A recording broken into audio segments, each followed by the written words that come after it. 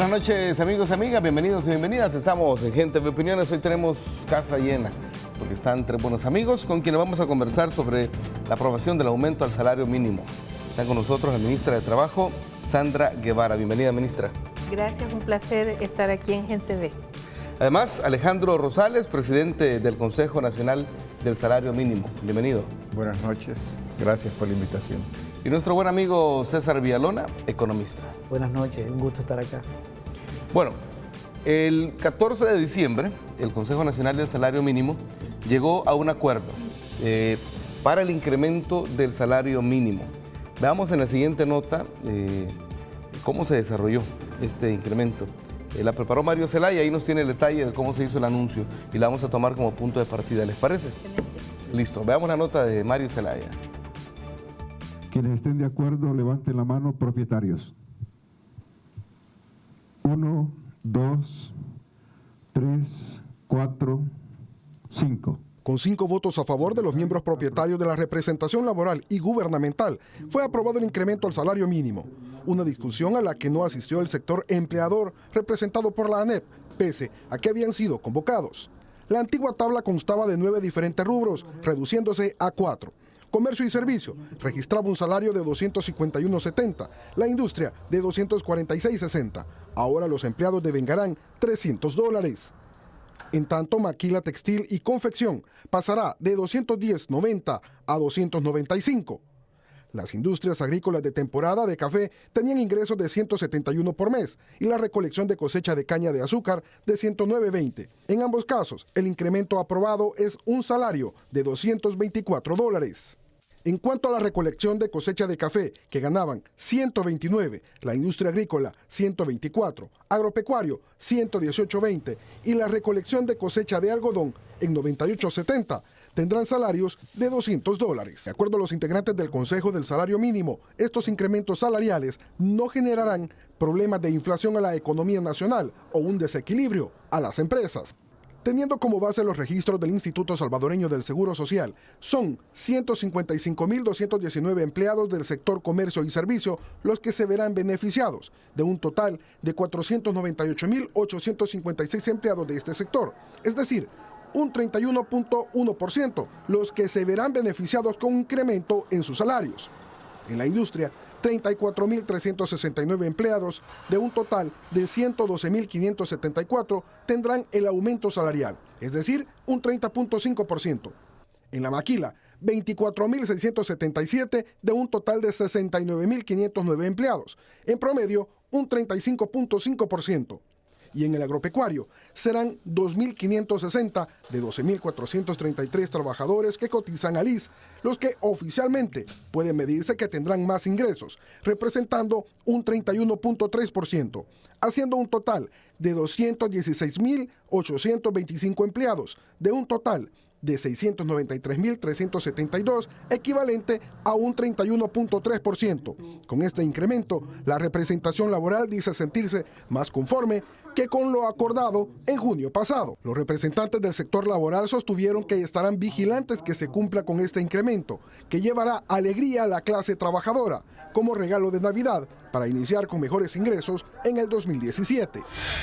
Que vamos a defender lo que hoy hemos votado, lo que hoy ha apoyado el gobierno de la República, lo que ha manifestado el Papa Francisco, el exrector Tojeira y el arzobispo Alas. ¿Vamos a salir a las calles o vamos a continuar defendiendo este proceso democrático? Y vamos a visitarlo, si así fuese necesario, a la ANEP. Bueno, ahí teníamos este es un condensado, la verdad es que este es un tema bastante complejo. Este es un condensado que nos ha hecho Mario Zelaya. En esta hora vamos a tener la oportunidad de ir ampliando cada uno de esos aspectos que tiene que ver el proceso a través del cual se llegó a esta decisión. Ministra, ¿cuáles son sus valoraciones generales sobre esta aprobación del incremento al salario mínimo? Bueno, en primer lugar, quiero felicitar a este nuevo Consejo Nacional de Salario Mínimo.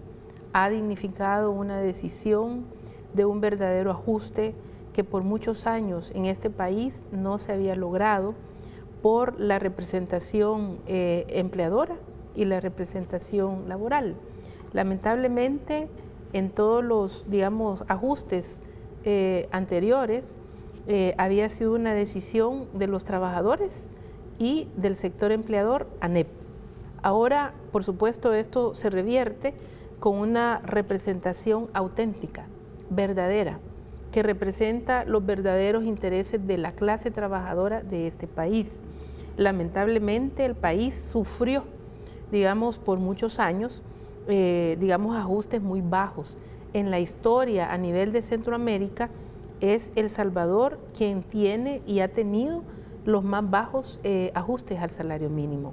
Por supuesto, es una buena noticia de un final de año que se ha logrado en este periodo y, por supuesto, quien saldrá beneficiado o beneficiada es la clase trabajadora. Mi valoración es, o más bien la conclusión, es que el beneficio, por supuesto, de 9 tablas salariales, ahora son 4, 2 para, digamos, el campo y 2 para la ciudad. Obviamente esto requiere seguir trabajando para poder acercar más estos, digamos, ajustes al costo de vida.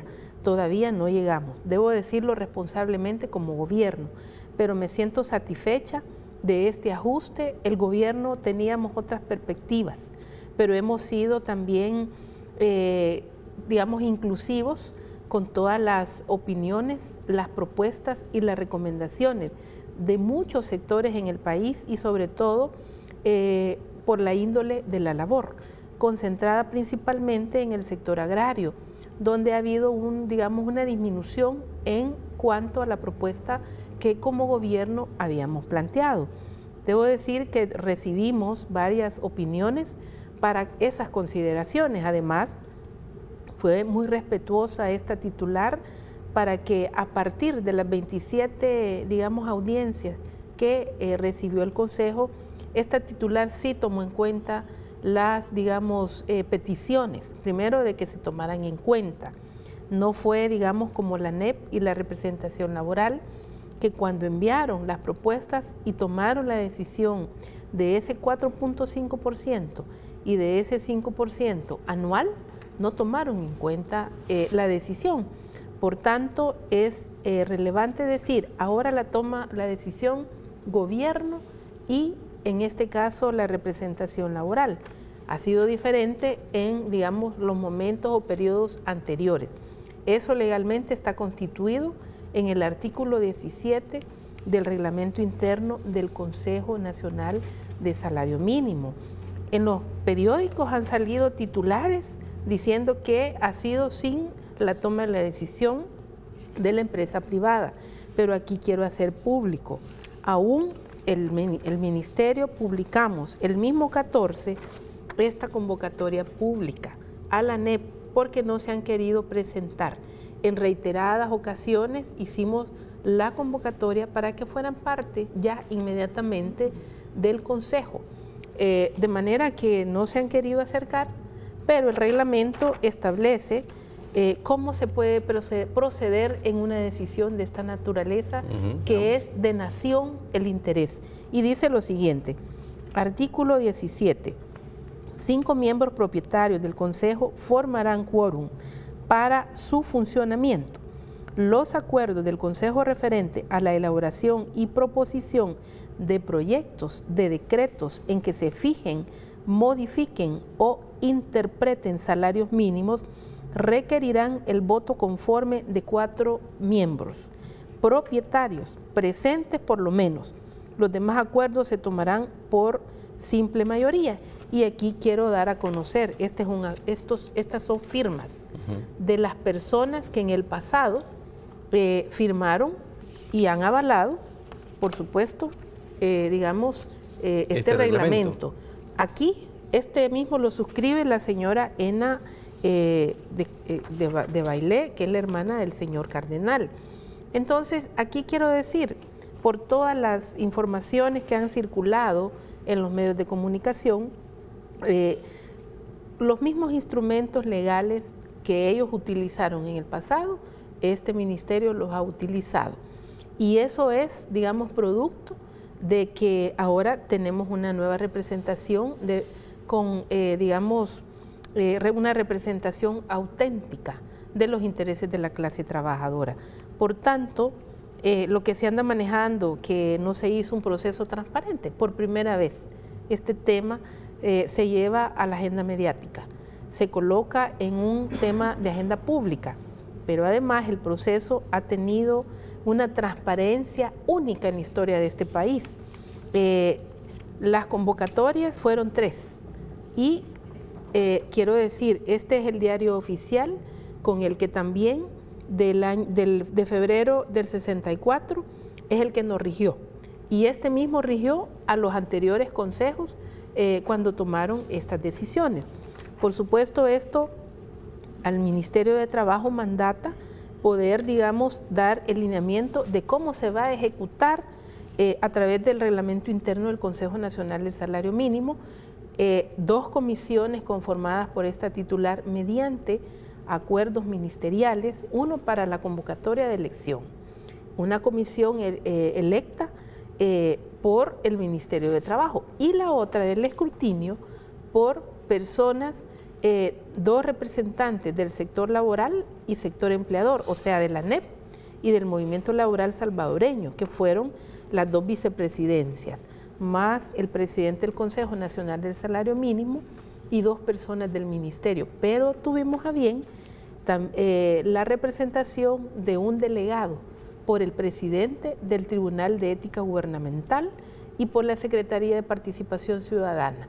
Eso le dio una validez en la calidad de la observación de cómo se llevó a cabo el proceso. Ahora, yo no comprendo, la ANEP no está en este momento hablando sobre su proceso eleccionario.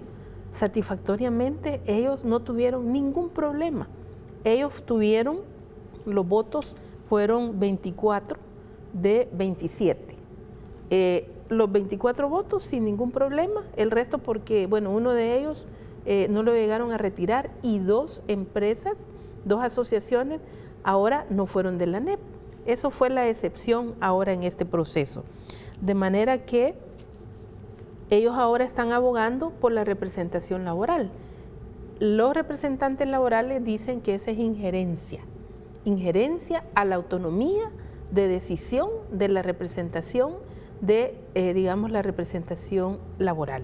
Por supuesto, ellos en este momento se han manifestado diciendo que ellos van a enviar una queja a la OIT por la injerencia que están teniendo en cuanto a las personas que ahora forman parte de este Consejo Nacional del Salario Mínimo. La clase trabajadora en ningún momento... Eso le iba a preguntar, ¿cuál ha sido la reacción del sector laboral de este proceso eleccionario? Bueno, el sector laboral ha sido, pues le ha parecido bastante, transparente, inclusivo, democrático y representativo. La representación, que son 4, uno es un representante del sector privado, que es el señor Berríos. Marta Saldaña es del sector independiente, de sindicatos independientes. Está también esta señora Armida Franco, ella es de un sindicato de una autónoma. Y en el caso de el otro representante suplente de un sindicato de municipal. Nunca habíamos tenido una representación amplia, democrática, inclusiva. Yo celebro eso, porque el Código de Trabajo establece que del registro de los sindicatos activos y vigentes serán los que participarán en estos procesos eleccionarios. De manera que yo me siento satisfecha, muy complacida. Además, el gobierno del presidente Salvador Sánchez Serén ahora ha dado una buena noticia a final de año para que se pueda implementar este incremento a partir de enero del 2017. Es decir, en la primera quincena de enero ya tendría que venir reflejado. En la primera quincena, exactamente. Ya vamos a hablar, ministra, de cuáles son los pasos que siguen dentro de este proceso para que usted ya vea reflejado ese incremento en su salario. Antes, tal vez si nos explica, Alejandro, ¿cómo queda la nueva tabla de salarios? Hay una recomposición a partir de pasar de 9 tablas a 4. Exacto. Digamos en términos de montos, el más alto 300, el segundo que es para maquila textil 295, el tercero 224, que va a la actividad de la caña, recolección, beneficios de café, y por último los trabajadores jornales con 200, ahí entra otra parte de recolección de algodón. Esas son las 4 tablas que se han fijado y son las que estarían entrando en vigencia a partir del 1 de enero del próximo año. Perfecto. Ahora, César, ¿cuáles fueron los criterios? Porque en esto entiendo que, no se ha hecho de manera antojadiza, ya lo mencionaba la ministra, hubo 27 audiencias para escuchar a sectores y todas estas propuestas, pero ¿cuáles fueron los criterios tomados en cuenta por el Consejo? Bueno, nosotros tomamos en cuenta criterios legales que nos lo da la Constitución y el Código de Trabajo, que es el costo de la vida y la índole de la labor. Esos son, digamos, criterios que están dentro de la legislación. El costo de la vida definido como una canasta de bienes y de servicios, ¿verdad? La gente necesita alimentos, vivienda, vestuarios y servicios básicos. El monto del costo de la vida lo tomamos del Ministerio de Economía. Es la instancia que nos dice cómo está el costo de la vida. No podemos inventar, ya está dado por la DIGESTI, la Dirección General de Estadísticas y Censo del Ministerio. Nos dice que está en $393 en el área urbana y en el campo 278. Bien, entonces deberíamos tener salarios que cubran el costo de la vida o por lo menos que se aproximen, porque aquí tuvimos 11 años sin aumento salarial en el campo. Y estamos, en el momento estamos totalmente alejados de esa posibilidad. Y 6 en el área urbana. Entonces subirlo hasta el costo de la vida era muy fuerte. El plan quinquenal nos dice, llévenlo de manera gradual. Entonces hacemos una aproximación. Es muy diferente a la propuesta de la ANEP. Y la índole de la labor tiene que ver con cuáles son los sectores más productivos. Y cuando uno analiza... La de la ANEP también se incrementaba, pero a paso de tortuga, ¿no? No pasaba nada, porque de 118, que está hoy, por ejemplo, en el campo, uno de los salarios pasaba a 122. Nosotros lo pasamos de 118 a 200. No cubre el costo de la vida, pero no tiene nada que ver. En la caña, por ejemplo, los ingenios azucareros pagan 124. Hoy van a pagar 300, porque lo declaramos industria. Ese es el mayor aumento en los ingenios. En la maquila, de 2.11 a 2.95, es un aumento importante. Ellos la pasaban de 2.11 a 2.21. Entonces, aunque no cubrimos ese criterio constitucional, damos una explicación de que nos vamos acercando, porque tiene que ser gradual. Y el sector menos productivo de la economía es el agro. Entonces, por eso se puede medio justificar, digamos, hay un criterio para que todavía sea menos en el campo. Pero esos son los criterios, digamos, legales. Por otro lado, nosotros tomamos en cuenta el impacto en la inversión. Porque un aumento salarial hay que ver si impacta en la inversión y el empleo. Y para ver si impacta en la inversión y el empleo, entonces nos basamos en 3 variables. ¿Qué tanto suben los costos? Y sabemos que los costos salariales no son los mayores en una empresa, que los mayores costos son otros, materia prima, energía, etcétera. Todo eso está demostrado en la ponencia que hicimos. El otro es qué tanto puede influir en la inflación, que ese es un tema del que se viene hablando. Este país no da para ir a una inflación alta, no tiene ninguna posibilidad aquí de llegar a una inflación de 6-7%, que incluso sería muy bajita con respecto al aumento salarial. Nosotros tenemos 20 años, desde el año 92 la inflación aquí no llega a 10%, salvo el año 95. Y tenemos en los últimos 6 años inflación de 1 y de menos de 1%. Este año es menos 0.7. Los ajustes salariales de 20% que ha habido en los últimos 6 años son muy superiores a la inflación. Eso tiene que ver con otros criterios de estabilidad monetaria, etcétera, que los explicamos. Y lo otro, para ver si afecta la inversión, es la competitividad con los demás países de Centroamérica. Y ya sabemos, que lo hemos dicho muchas veces, que tenemos los salarios más bajos del Triángulo del Norte, ¿verdad? Y mucho más bajos que Costa Rica. Incluso con Nicaragua estamos igual en el campo. Perfecto. César, señora ministra y presidente del Consejo, tenemos que hacer una pequeña pausa. Ya regresamos. Cuando vengamos de los mensajes, vamos a ver otros aspectos de este incremento. Y hay muchas cosas, sobre todo con la aplicación, que es lo que viene. Ya regresamos. Bueno, estamos conversando esta noche sobre esa buena noticia que hemos conocido, que es el incremento al salario mínimo. Ahora, ministra, ¿qué es lo que sigue para que se haga una aplicación efectiva. Porque, bueno, entiendo que la clase trabajadora está celebrando, pero sí, hay que pasar a los hechos. Claro.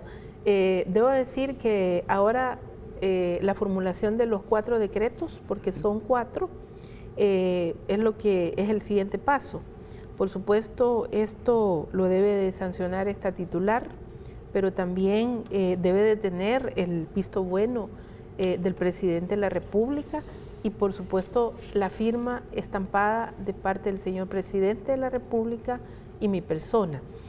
Teniendo ya eso, se publica en el diario oficial. Teniendo el diario oficial, ya el Ministerio de Trabajo tiene que hacer la publicación amplia y masiva a las empresas para que en los lugares de trabajo puedan ubicarlos en lugares o sitios visibles para el conocimiento de los trabajadores. Este ajuste tendrá que ser aplicado para las empresas que pagan quincenalmente, ya para el 15 de enero recibir, digamos, ya el ajuste.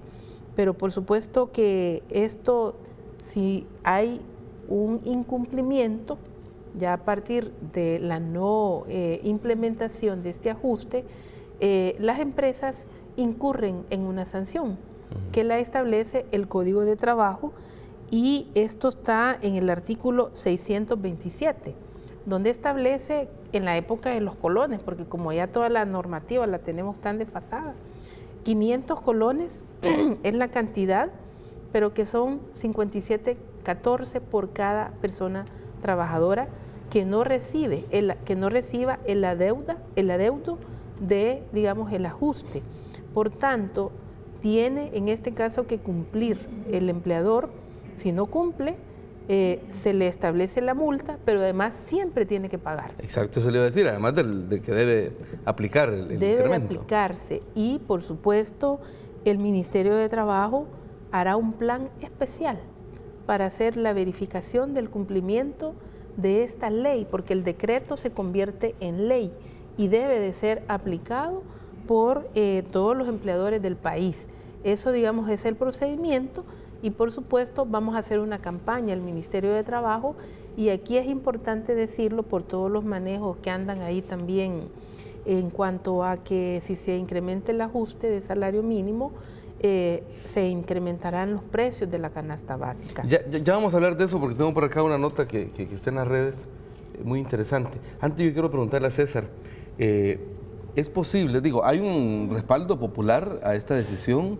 La clase trabajadora está muy contenta, es un cambio realmente importante en los ingresos que va a tener una buena cantidad de trabajadores y trabajadoras. ¿Es posible, pregunto, que a través de, como hemos visto, estrategias desestabilizadoras se intente por parte, en este caso del sector privado, del sector empresarial o de la derecha del país, se busque, revertir este acuerdo de la sala?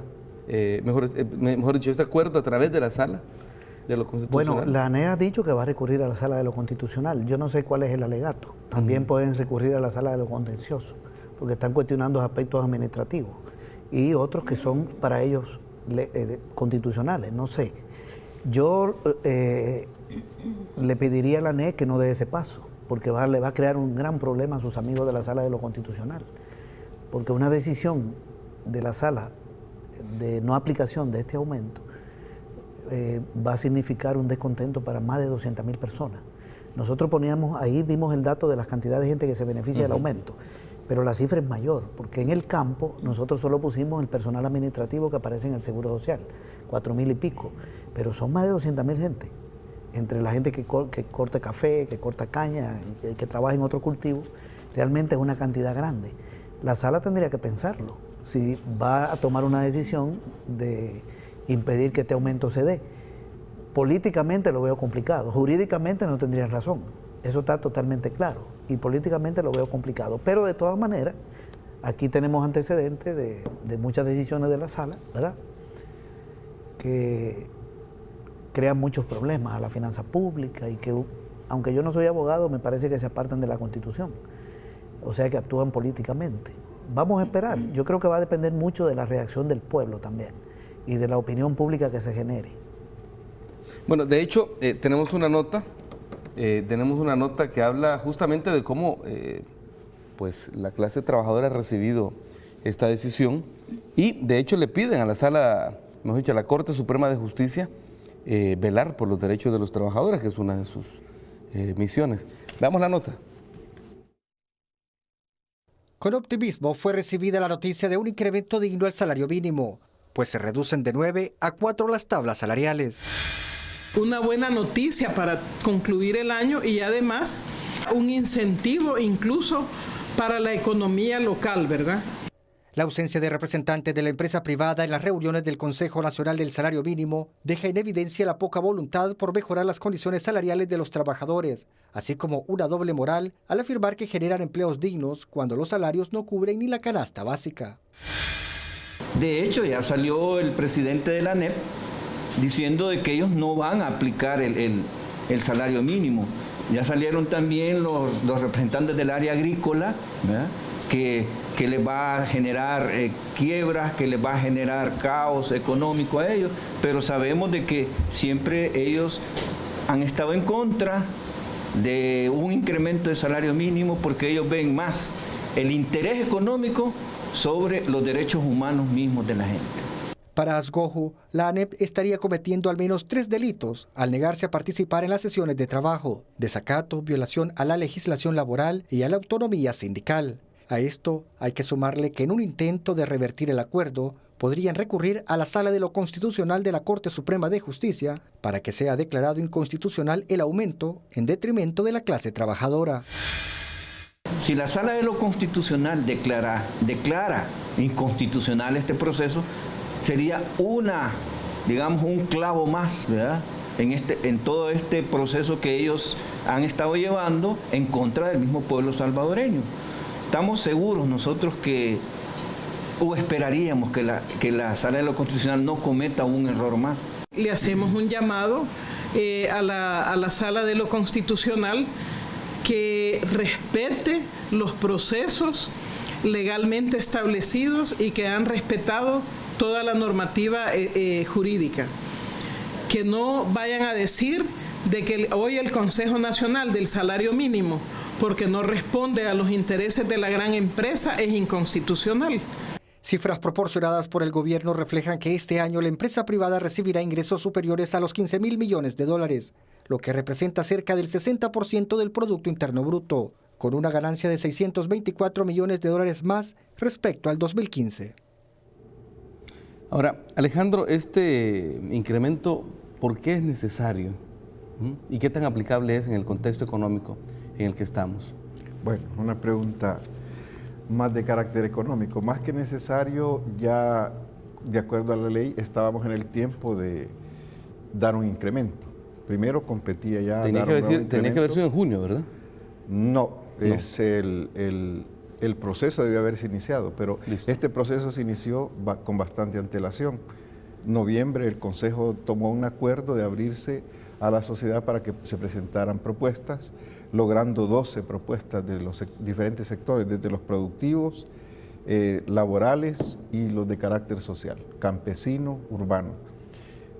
Todo ese proceso llevó a abrir otro margen también de audiencias en donde las personas, los sectores expusieron y ampliaron su propuesta. Luego de eso vino el debate y se llegó a una decisión abrupta, la que ustedes conocen del 1 de junio. Pero sí veníamos en el tiempo legal. Listo. En cuanto a que si es el tiempo, los montos, sí, es lo que procede.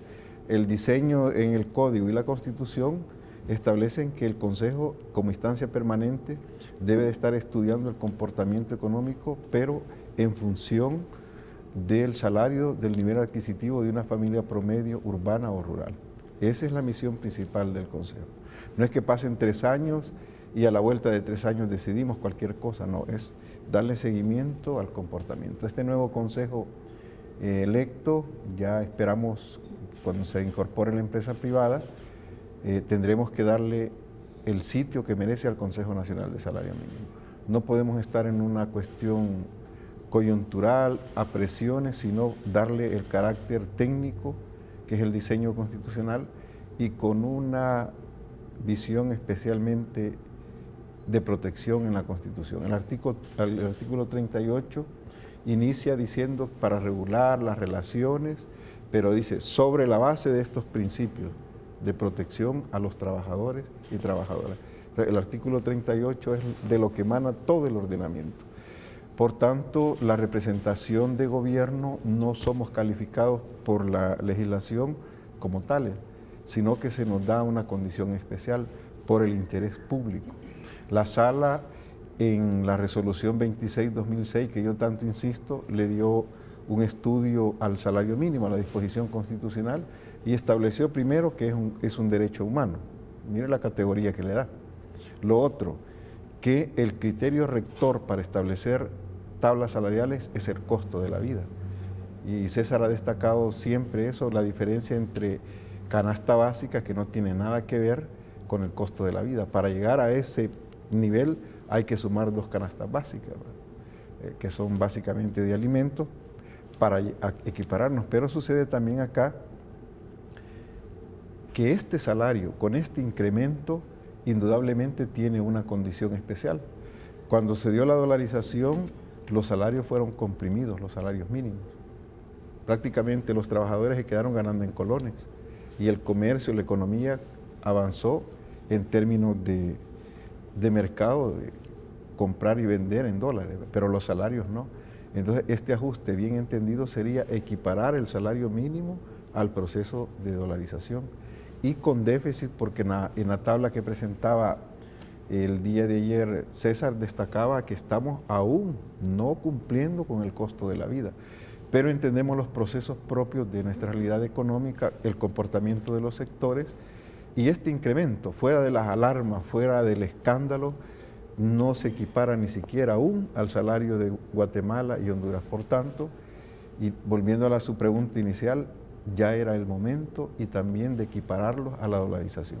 Perfecto. Ahora, ministra, hemos visto en las noticias que ya la Defensoría del Consumidor, ante esta situación que pudiera generarse, porque no deja de haber ese temor de que haya una subida de precios, la Defensoría del Consumidor va a activar un mecanismo, pero ahora, les hemos escuchado a ustedes decir también que no debería o no debe haber un incremento de precios.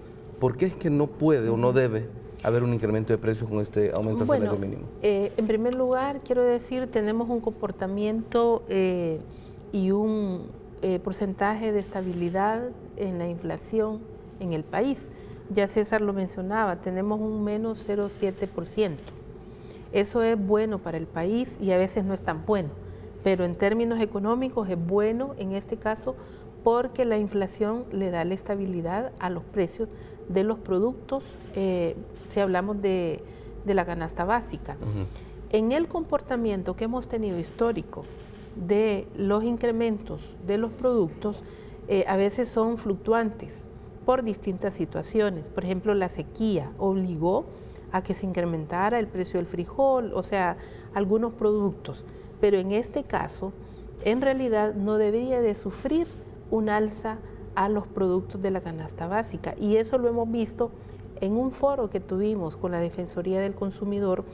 La presidenta presentaba una lámina donde ella describía históricamente los comportamientos de los precios y por supuesto se veían bastante estables, con algunos piquitos, pero por estas situaciones que de repente por situaciones coyunturales en el país se han dado. Sí, como por ejemplo cuando hubo aquella crisis por el acaparamiento de los frijoles, de productos, ¿no? En este caso los frijoles. Que se alzan los precios, pero por una situación indebida. Claro. Por tanto, no debería de alzarse los precios, pero me alegra que ya la Defensoría del Consumidor emitió un comunicado previniendo la situación de sanción. Estará vigilante para que eso no suceda. Y por supuesto el Ministerio de Trabajo también tiene la competencia a través de la Dirección General de Inspecciones. La tiene, pero por supuesto no en cuanto a que tenga que hacer esa verificación de precios, no. La tiene para la verificación del cumplimiento del ajuste y por supuesto la Defensoría y el Ministerio de Trabajo vamos a tener que hacer un trabajo coordinado para garantizarle a la clase trabajadora y a toda la ciudadanía evitar alza de precios y el no pago de estos ajustes al salario mínimo. Y me imagino que será fundamental también la actitud de la ciudadanía, de los trabajadores, ¿no? En defender este logro, que es un logro de todos los trabajadores y trabajadoras, sobre todo quienes tienen bajos ingresos. Les invito a una pequeña pausa, ministra. Sí. Cuando regresemos seguimos ampliando más detalles de esta buena noticia que ha conocido nuestro país. Una pausa y venimos con más. Muchas gracias, amigos y amigas. Seguimos conversando con la señora ministra de Trabajo, con el presidente del Consejo del Salario Mínimo y con César Villalona, economista. César, vamos a ver, yo les he escuchado decir a ustedes los economistas que esto de incrementar el salario mínimo tiene un impacto muy importante porque es una forma de redistribuir el ingreso. Explícale a la ciudadanía por qué hay este enfoque. Correcto. El ingreso nacional es todo el dinero que se genera a partir de la producción de bienes y servicios. Y se resume en un concepto, Producto Interno Bruto. El valor de los bienes y servicios en un año da una cantidad de dinero. Aquí anda más o menos el ingreso nacional por 26.000 millones de dólares, de los cuales más de 16.000 son ganancias de las empresas y quedan 10.000, más o menos. Y los otros 10.000 se reparten en lo que capta el gobierno, que son 4.000 y un poquito, que es el 15%, y los otros son los salarios de la gente. Pero la gente que trabaja son más de 1 millón, que se quedan con un 20%. Es decir, la empresa privada se queda con el 60% del ingreso, la mano de obra con el 20% y el gobierno con 15%. Está medio mal eso, porque, sí, por ejemplo, en Europa los gobiernos tienen el 50% del ingreso, países como Suiza, como Suecia. Aquí en América Latina tienen 25 promedio los gobiernos y la mano de obra está mejor pagada. Aquí es demasiado el peso de la ganancia en el ingreso. Entonces el aumento salarial es un mecanismo de redistribución de ese ingreso, porque hay que trasladar dinero hacia los salarios. No es el único, ¿verdad? Otros mecanismos son lo que utilizan los gobiernos, a través de subsidios, de su inversión pública, pero en este caso el salario redistribuye y no es que va a alterar esa concentración, ¿verdad? Porque estamos pensando en un ajuste que anda por los 100 y pico de millones de dólares. Es bueno, pero todavía los grandes van a tener la mayor parte del ingreso.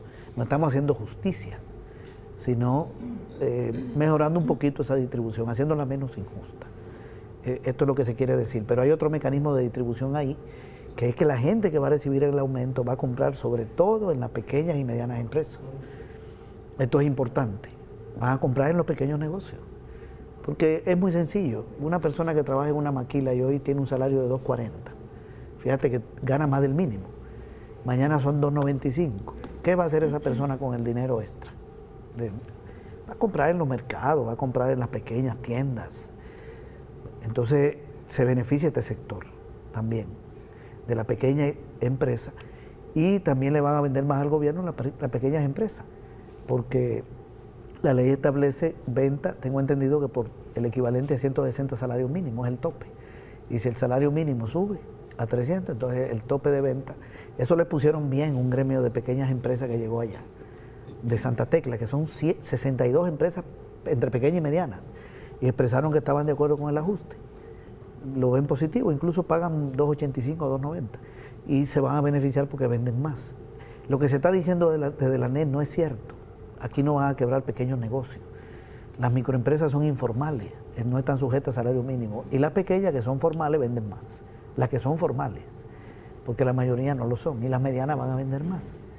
Entonces la economía se dinamiza, es un mecanismo de redistribución en general. Ahora, Alejandro, ¿cómo quedamos con este incremento en relación con el resto de Centroamérica?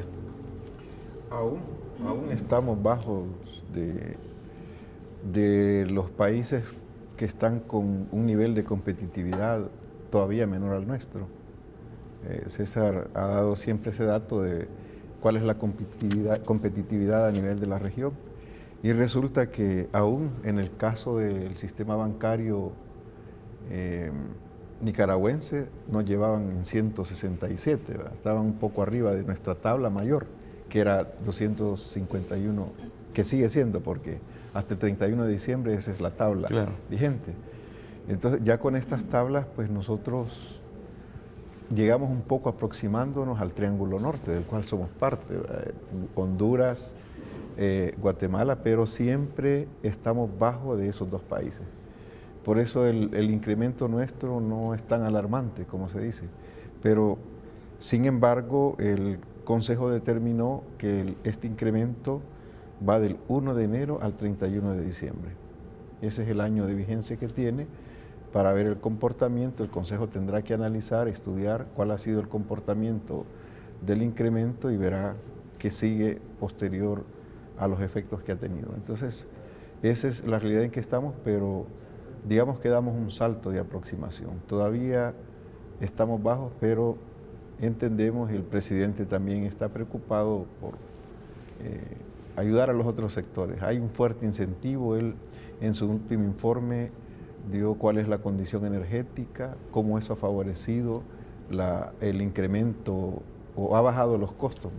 Una de las quejas que había en el país, recuerdo haber asistido a un evento de Cantex, eran un grupo de inversores norteamericanos, no era el problema de los salarios. Y lo dijo un norteamericano, hay un empresario, el problema es energético. Pero no se vale que porque yo tenga un costo energético lo voy a recargar en los salarios de los trabajadores. Claro, y además que eso está mejorando, ¿no? Con eso hay ya con un ampliación esfuerzo, de la el presidente lo ha destacado, que hay ya esfuerzos estratégicos en esa dirección, pero llegado el momento también de levantar a los trabajadores. Definitivamente. Ministra, justamente cerramos el bloque anterior hablando de cuál debe ser la actitud de los trabajadores ante este incremento. Bueno, uno de denuncia ante cualquier situación de no cumplimiento de los empleadores. Pueden llamar al call center 130 del Ministerio de Trabajo, pueden hacerlo inclusive de manera, pues sin dar su identidad, digamos, ¿cómo se le llama? De manera, bueno, sin su identidad. Y además están las 14 oficinas departamentales del Ministerio de Trabajo, que también se pueden acercar de manera anónima, pueden llamar. Así que inmediatamente nos acercamos, hacemos la inspección, hacemos la verificación de las planillas, se hace la prevención a la empresa y por supuesto si después de haber recomendado el cumplimiento no cumplen, pues entonces entran en la infracción y se les tiene que aplicar los $57.14. Yo quiero aquí también anunciarles, quiero visitar, como ahora tenemos el CITRAMS y hay una cantidad enorme de personas, quiero visitar algunas paradas para hacer una distribución, para dar a conocer esta información. Debe de ser masivo el conocimiento. Hay personas que no conocen o no tienen acceso al internet o a las redes sociales, pero una buena forma es a través del CITRAMS, así que quiero ver si es posible entregarles esta información y yo quiero estar digamos, haciendo la entrega pues antes que finalice el año. Perfecto. No me queda más que agradecerles y pedirles, estamos ya cerca de la Navidad, un mensaje para los trabajadores. Comenzamos con usted, Alejandro. Bueno, un saludo y también saludo a todos los trabajadores y trabajadoras del país, que es el objeto de nuestro trabajo en el Consejo Nacional de Salario Mínimo y también de la institución Ministerio de Trabajo, protectora de los derechos de los trabajadores. Cierto que nos toca mediar cuando hay conflictos entre patronos y trabajadores, pero esa mediación, de acuerdo a la Constitución, es de protección al trabajador porque es el que tiene menos condiciones a veces para hacer valer sus derechos. Cabe destacar también que tenemos empresarios muy ejemplares en el país, a los que nunca se les visita porque nunca hay una denuncia, porque están más arriba del estándar, ¿verdad? Y reconocen la gran calidad de mano de obra nuestra, ¿verdad? Que en Estados Unidos es de las más ponderadas a nivel de productividad. Claro, el salvadoreño, si le pagan bien, seguro que va a dar más rendimiento económico. Entonces, un saludo y por supuesto un saludo a los empresarios también, que contribuyamos al desarrollo del país, ¿verdad? Que implica tener una mano de obra de calidad incentivada. César, durante esta época, lastimosamente el mercantilismo incita y excita a la gente a comprar y definitivamente que al final tenemos esos resultados donde la gente termina endeudada y el siguiente año se vuelve complicado. ¿Qué le dirías a la gente de esta época? Bueno, hay que comprar lo necesario, hay que tratar de no endeudarse. Hay que comprar lo necesario para vivir, y a la población que va a recibir este aumento, que también haga un buen uso del dinero. Son aumentos todavía no como queremos, pero son importantes, ¿verdad? Y quería felicitar a la población trabajadora porque es la que realmente tiene el mérito en esta lucha, ¿verdad? Y tenemos en El Salvador la mano de obra más productiva de Centroamérica después de Costa Rica. Y hemos tenido la mano de obra peor pagada. Entonces es el momento de los salarios. Listo. Ministra. Bueno, yo quiero desearles unas felices fiestas, un feliz fin de año a todas las personas trabajadoras que se van a ver beneficiadas con este incremento al salario mínimo. Ha sido producto de un compromiso de nuestro presidente Salvador Sánchez Serén, que tiene que ver con la justicia laboral, y hemos logrado, digamos, ese propósito, que por supuesto está en el Plan Quinquenal de Desarrollo como algo que queríamos cumplir. Así que yo podría decir misión cumplida para los trabajadores, y por supuesto les diría que, bueno, igual me sumo a que lo sepan administrar, y claro, esto va a ser de mucho beneficio a toda la ciudadanía, porque igual a todas las empresas le vendrá a dinamizar la economía. Así que a toda la ciudadanía que disfruten estas fiestas navideñas y de fin de año. Perfecto. De parte de Gente Ve, muchas gracias a los tres por haber aceptado esta invitación y traernos estas buenas noticias, y sobre todo porque nos explican y aprendemos un poco más. Gracias a los tres. Bueno, gracias también a Gente Ve. Y a ustedes, amigos y amigas, ya escucharon, hay que comprar solo lo necesario, no hay que endeudarse, hay que pensar en que viene enero y que la vida continúa después de las celebraciones. Es para estar en familia, ¿verdad? Así que quédense con la programación de Gente Ve porque hay mucho más para todos y para todas. Pasen buenas noches.